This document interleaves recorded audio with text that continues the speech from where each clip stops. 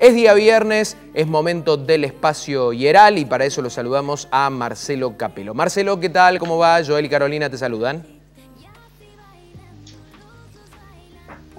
Marcelo, ¿nos escuchás? Sí, hola. Hola, perfecto. ¿Nos escuchás, verdad? Los escucho perfecto. Bien. Bueno, contanos un poquito, Marcelo, ¿cuál es el tema del día de hoy?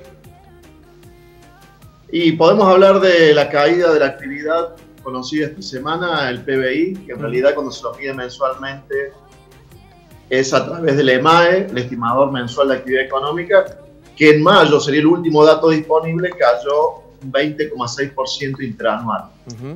Una caída del 20% en la producción de mayo respecto de mayo del año anterior. Por supuesto, en medio de la pandemia, ¿no? Efecto de pandemia sumado a la recesión que ya traía la Argentina. Esto llevaría a que durante el año la producción que se mide con el Producto Interno Bruto pueda caer en torno al 11,5%. Va a depender, por supuesto, cómo evolucione desde junio hasta diciembre, en realidad julio, solo que el último dato disponible es el de mayo. Pero, por ejemplo, si en diciembre de este año tenemos suerte y estamos al mismo nivel que diciembre del año pasado, quiere decir que ya estamos pasando el efecto económico de la pandemia y la economía en todo el año va a caer el 11%. En cambio, si en diciembre todavía estamos por debajo de diciembre del año pasado, por ejemplo, si estamos 2,5% de diciembre del año pasado, en todo el año la economía argentina va a haber caído un casi 12%.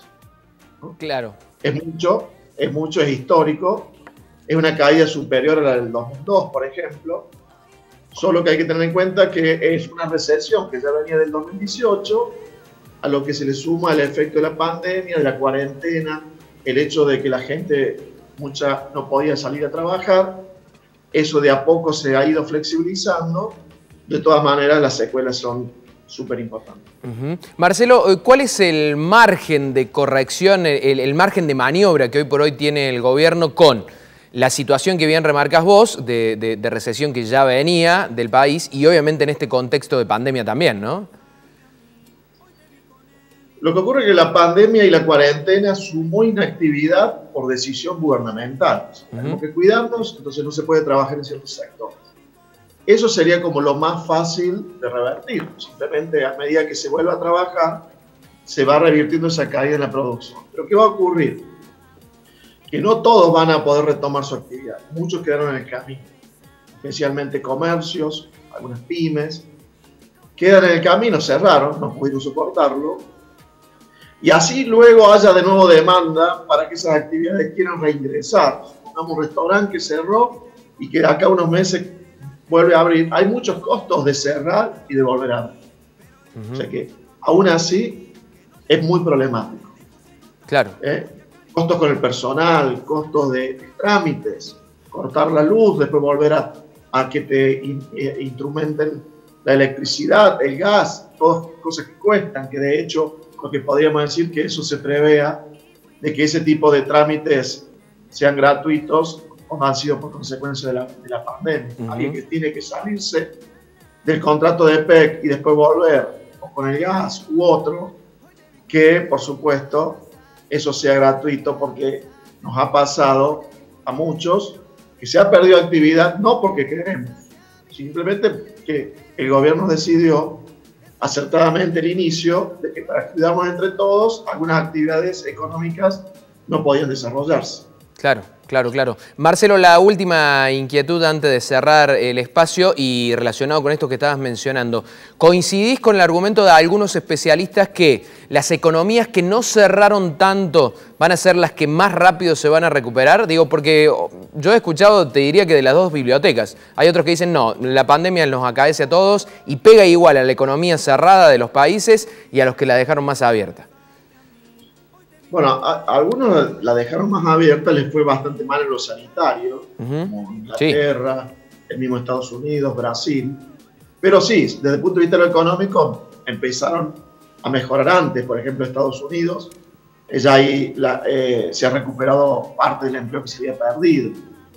pero también hubo un gran efecto en materia de salud y de vidas. Argentina tuvo una cuarentena muy estricta, larga,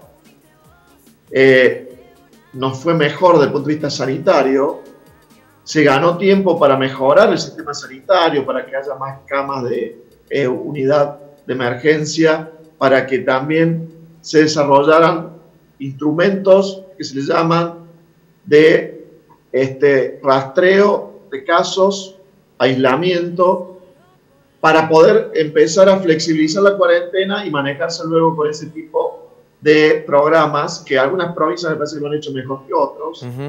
El tema es que ahora la curva de Argentina está subiendo en forma peligrosa.